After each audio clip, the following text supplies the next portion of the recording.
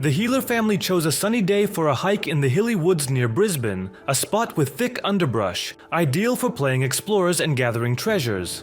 Bluey and Bingo ran ahead, building forts from branches while Bandit set up the tent and Chili handed out sandwiches. "Let's play adventure hunters," Bluey suggested, waving an improvised compass made from a stick. The day waned toward evening, tree shadows lengthening, and they delved deeper, laughing at their made-up tales. But when the sun vanished, the forest transformed. The ground trembled faintly like distant footsteps, and the air filled with a low rumble akin to the thud of hooves. Bingo dropped her treasure hoard of stones and they froze, listening. "Is that an echo?" Chili asked quietly, peering into the dusk. Bandit nodded, but a crackle from the bushes to the left made them all turn. Something heavy was crashing through the growth. It was the ram, a massive beast with enormous horns spiraled like traps for wanderers. Its wool blended with bark, eyes glowing a dim orange, hooves leaving smoking imprints in the soil. This wasn't a mere forest dweller. The ram from those nights where the woods punished intruders, ramming them into root walls and hurling them into the abyss. In the game, it charged like a whirlwind, shaking the earth with impacts, forcing victims into pits. Here it was tangible, its horns vibrating, warping space with waves. Bluey stepped back, gripping her stick tighter. She wanted to warn them, but the rumble drowned her words. The ram fixed its gaze on her and the ground beneath her paws swayed like an earthquake. Bandit grabbed a large rock. "Fall back!" he shouted, but the ram charged, horns slamming into a trunk and splitting it in two.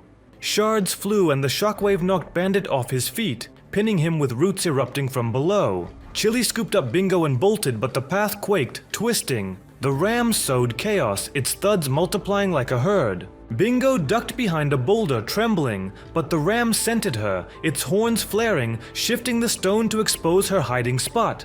A cold gust from its movement stung as if the forest drew her in. "Faster!"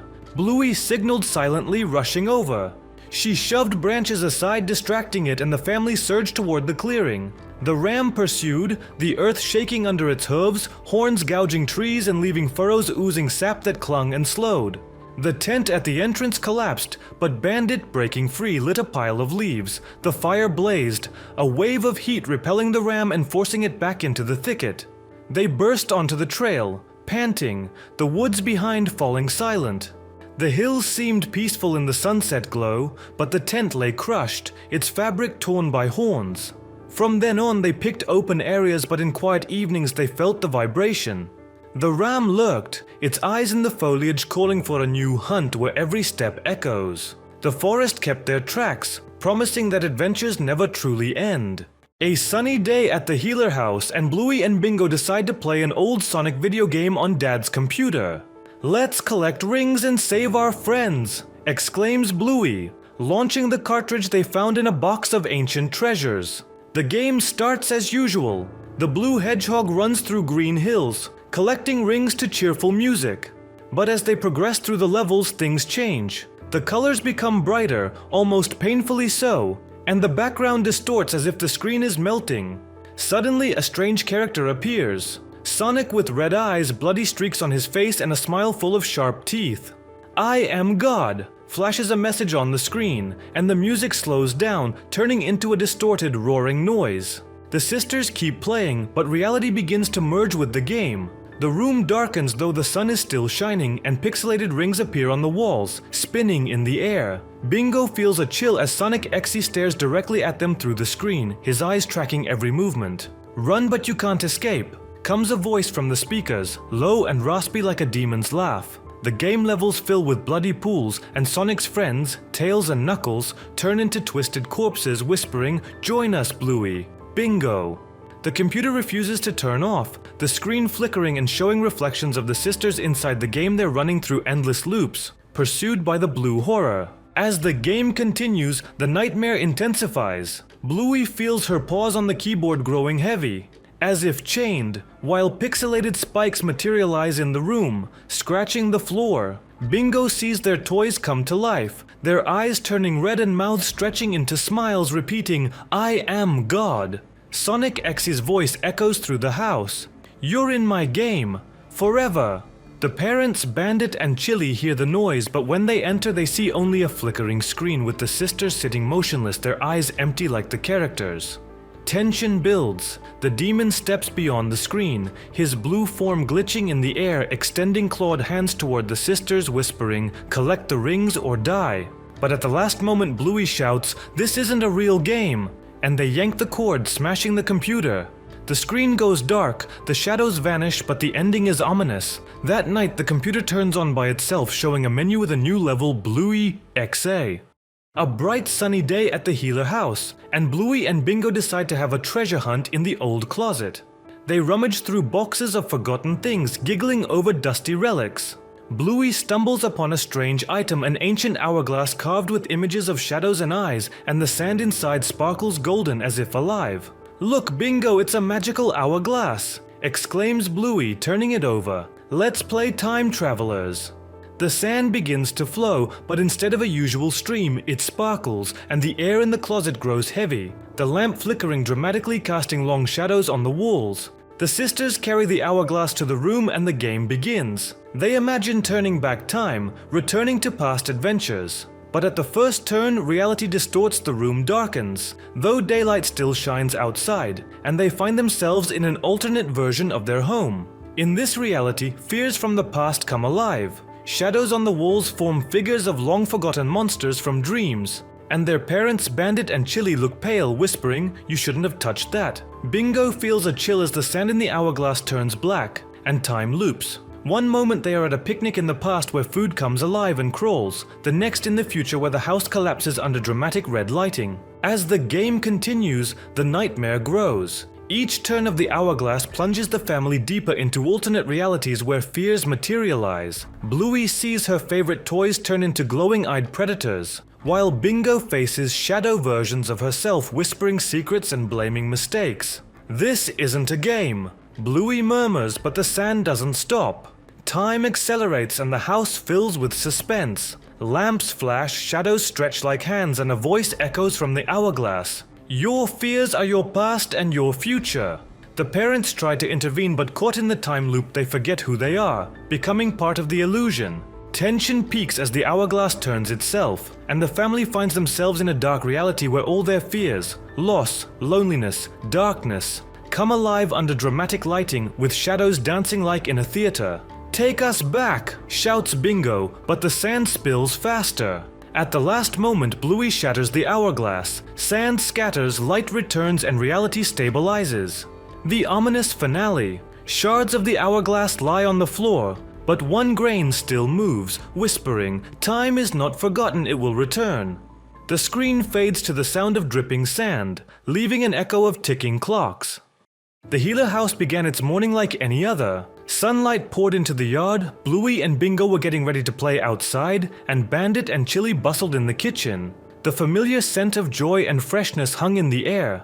Yet, even then something was off. A subtle shadow flickered behind the bushes in the backyard, too tall to be a neighbor's child, too still to be merely a tree's shade. Bluey stepped into the yard and started playing with her ball. Each time the ball rolled towards the far fence, she felt a gaze upon her. She sensed someone behind the old half-ruined garden shed. She threw the ball harder, and for a fleeting moment she saw it. A tall, slender figure stood absolutely motionless. It resembled a dog but had no face, just a smooth, dark surface that seemed to absorb the light. Bluey blinked and the figure was gone. She tried to tell Bandit, but he was too busy playing chasey with Bingo. "Just shadows playing with you, Bluey," he chuckled. Bluey tried to forget, but now, wherever she went, she felt his presence. In the kitchen window, as Chili cooked breakfast, his reflection flickered. Behind the tree at the playground, swinging on the swings, he was always there if she didn't look directly. The house began to change. The bright colors faded, the air grew heavy and cold. Toys weren't left where they belonged. At night, Bluey heard a faint scratching sound from within the walls, as if something was slowly crawling through the wires. And in the morning, new drawings appeared on the fridge. Strange, childlike scribbles depicting the healer family, but always with this tall, faceless figure standing nearby amidst their games and laughter. One day, Bluey and Bingo were playing in their room when the lights suddenly went out. From the darkness came a very soft, drawn-out whisper like rustling leaves, but uttering their names. It came from everywhere and nowhere. Bingo began to cry and the lights flickered back on, but the room was different. Bingo's toys were scattered and among them stood one Bluey had never seen before. A tall, thin, faceless doll looking exactly like the observer. The doll didn't move, but its presence was overwhelming. Bluey took Bingo's paw. They slowly backed out of the room. Behind them, the doll slowly tilted its head. Then its empty head turned and fixed itself on the exact spot where they had been standing. The house plunged into a suffocating silence. The episode ended with the family huddled together in the living room. They tried to laugh and play as usual, but their laughter was strained, and their eyes constantly darted around the room, searching for something that might be hiding in any shadow. Outside the window just beyond the glass, he stood, tall, silent, faceless. He simply watched, and now his silhouette was far clearer than ever before. The screen slowly faded to black, leaving only a ringing silence. The morning at the Gila house began with an unusual silence. Bluey woke up to find Bandit and Chili not playing as usual, but sitting on the couch, staring blankly ahead. Their eyes were slightly open, but they lacked their usual playful spark, and their smiles seemed unnaturally wide, frozen. A faint, unfamiliar, sickly sweet scent like something old and damp emanated from them. When Bluey tried to approach Bandit, he let out a low, raspy chuckle that wasn't like his usual laugh. It was a hollow, repetitive sound that carried no joy. Chili also giggled softly, her laughter just as eerie, contagious, and chilling. Bluey and Bingo watched their parents with growing unease. They tried to draw them into a game, but Bandit and Chili merely raised their paws slowly, attempting to hug the children, but their touches were cold and limp. Their gazes remained fixed on something distant beyond the room. Soon, Bluey and Bingo began to notice the same thing happening outside. Neighbors passing by the house also wore those frozen smiles, their laughter quiet and constant, their eyes lifeless. They moved slowly but purposefully, as if driven by some shared incomprehensible objective. The entire neighborhood was sinking into an ominous laughing silence. Houses stood open and within silhouettes flickered, emitting the same soft raspy chuckles.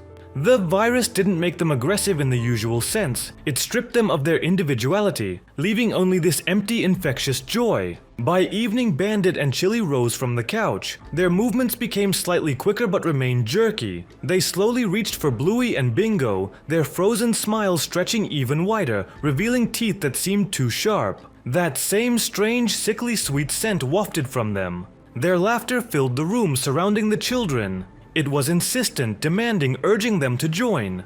Bluey and Bingo desperately tried to escape, but the doors were locked. And from every crack, that quiet, hollow laughter seemed to emanate. The final shots of the episode show Bandit and Chili slowly enveloping the children in their paws, and the screen began to flicker. The last desperate attempts of Bluey and Bingo to scream were heard, and then their voices too transformed into those quiet, raspy, repetitive chuckles. The episode abruptly cuts to a close-up of 4 pairs of eyes, now all utterly lifeless and black, but their mouths stretched into identical, eerie, frozen smiles. The final chuckle echoes into the void.